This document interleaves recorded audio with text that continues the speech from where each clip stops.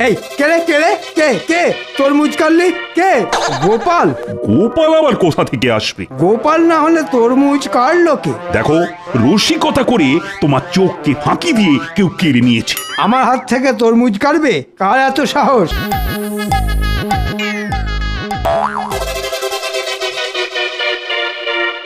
এ কি, বাসনপত্র তো সব ফাঁকা, ভাত কই? গিন্নি, কি হলো আবার? এক্ষুনি এ ঘরে এসো।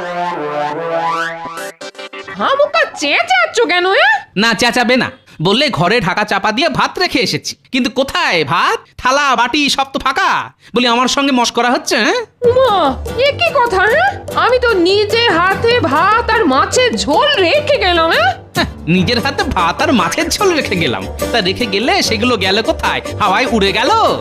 আমি কি করে জানবো? আরে আশ্চর্যের কথা, তুমি জানবে না তো কে জানবে? ভূতে?